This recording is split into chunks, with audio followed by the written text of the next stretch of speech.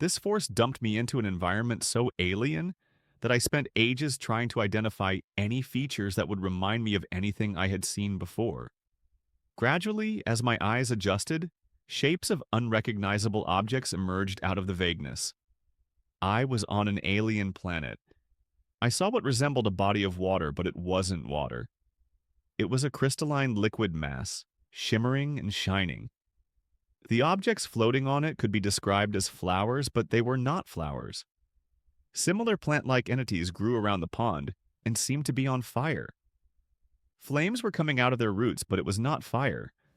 It was iridescent light rising from the ground and up through the stems.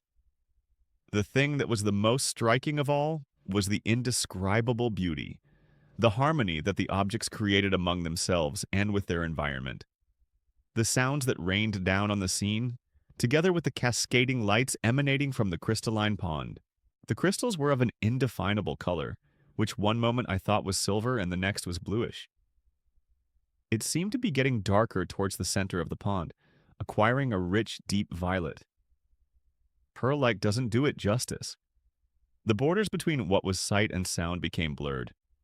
What a moment ago was a liquid object moving in harmony with its surrounding turned out to be a sound with a shape. I was never quite certain whether it was a sound I saw or a color with a shape that I heard.